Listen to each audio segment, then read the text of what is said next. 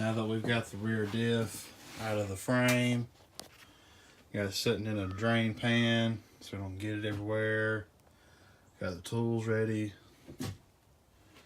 First off, we're going to go with draining the fluid out the rear diff.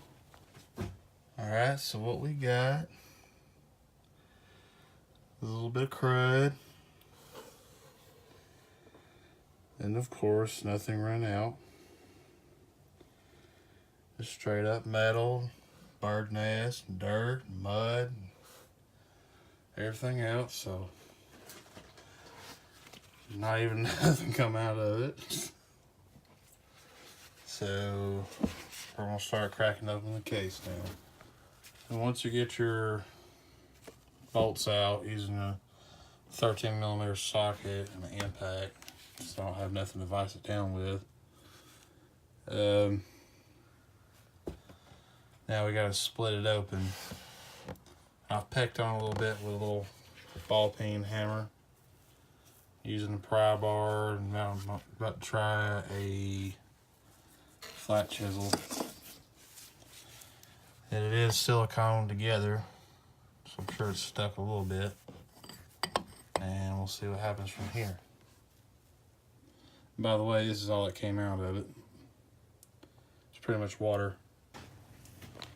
So when splitting the case open, what I've done is I took a flat, sharp-edged chisel and centered it on the cracks where the bolts hold it in the frame instead of over here, because I believe it's a lot thicker material over here, so I don't want to risk cracking the case. So what I've done is just wedged it open with this and worked screwdrivers in, and it's starting to slowly pop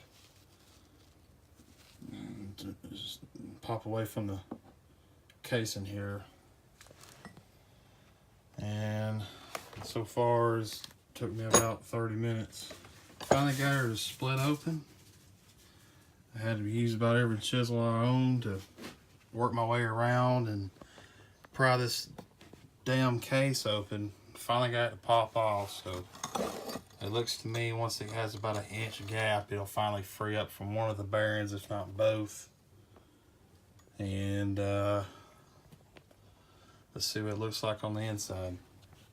Yep, I'd say she was trashed. Pretty bad.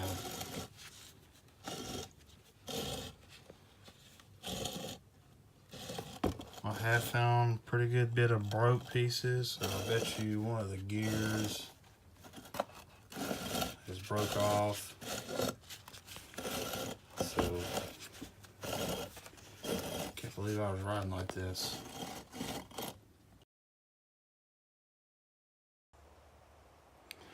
Alright, so what we got now is our ring gear is in this half of the case and stuck in this bearing.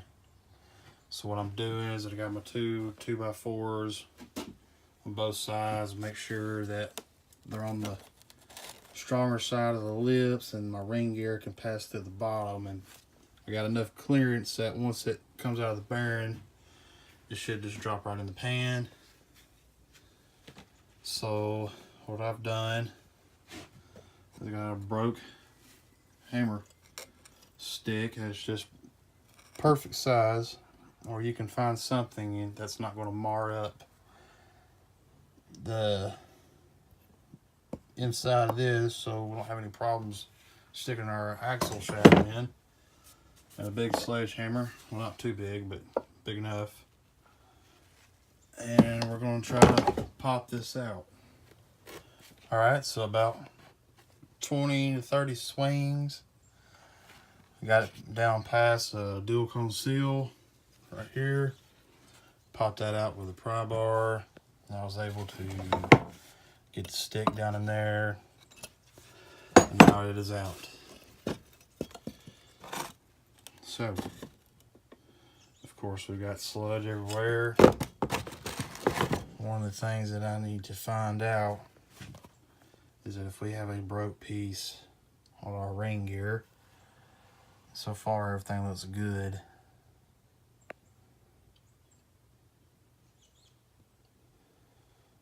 so we'll have to buy one of them. And do the same thing with the bearing, just kind of walk your way around it, cross hit it. It came out pretty easy. Do that also for the other side. When getting these seals out, all I do is just stick your pry bar in there and get in between the bearing and the seal and just pop it out, which I already done it. It was a little bit hard, but that's how I done it.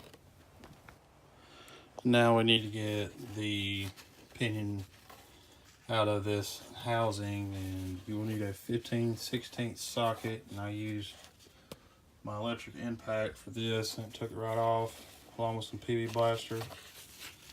And you will have the nut and 2 washers that'll come off with it. Now get you a steering wheel puller or timing gear puller.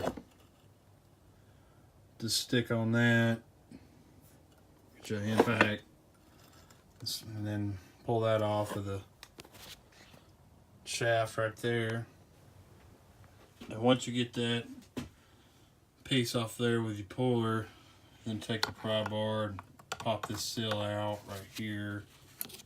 And then, which I had a lot of mud packed up, so I got it cleaned out. And then you're gonna have a big snap ring plier, snap ring in there that you need to get out with a pretty good size snap ring pliers. So get it out, and then we need to start getting this bearing and shaft will all come out at the same time. Now, how I've got this pinion shaft out is I set it up like this on both of my little 2x4s and set it up like this, and I got a flat end punch about yay long, and I stick it in between here, and it doesn't really need to be sharp any bigger than this, and it doesn't need to be smaller, and it will fit right inside of there. And I'll hold the case like this, and then I'll take my hammer and swing it down. I've already gotten it a good ½ inch. I mean, I believe it's about to come out of the needle bearing part in the back, so it should come out. All right, so we're down to our second to last piece, which the last will be separating this bearing from this shaft right here, which I don't think that's going to be a big deal. But this one right here is going to be the hardest, because it's the little needle bearing that is inside the housing, and there's no way we can push it out. There's no lip on the inside. It's completely flush in the back. And anything small enough to get behind it inside of there is just going to bend, and I can guarantee you that it is seized in there from no oil. But this is where we got to get creative and see what we can come up with to get it out. And one of the things I'm probably going to do is to take this punch chisel, and I'm going to sit it on top of here, and I'm going to beat the shit out of it and try to push that down about right there, and then I'm going to take something and pry it out this way. That's probably going to be my plan.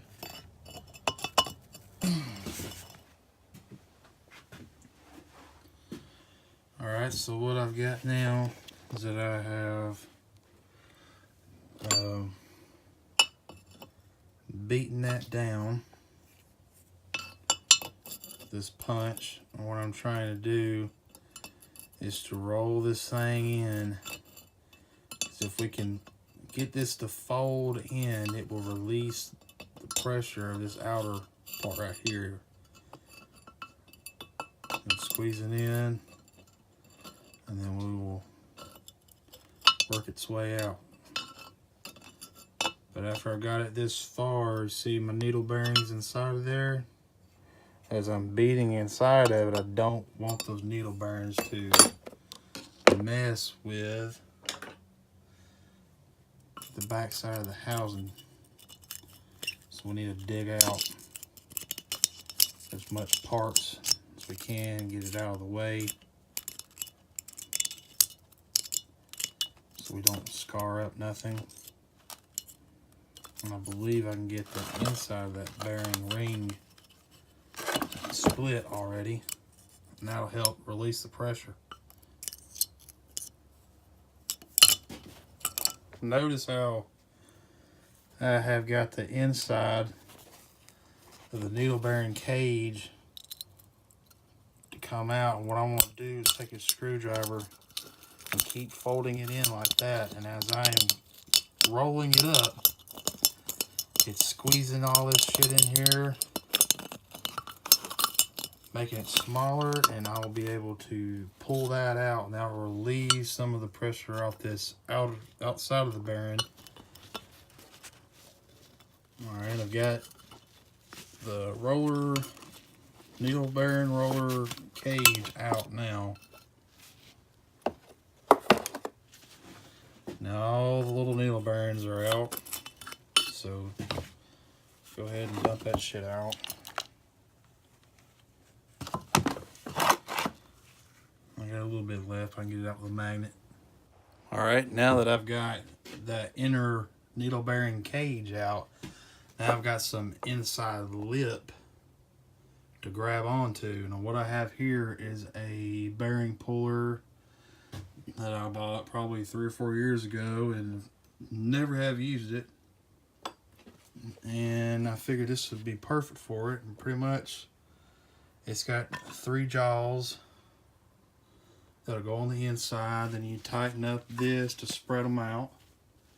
And then what you're going to do is that we're going to take a wrench and tighten this up, and hopefully it will pull that out.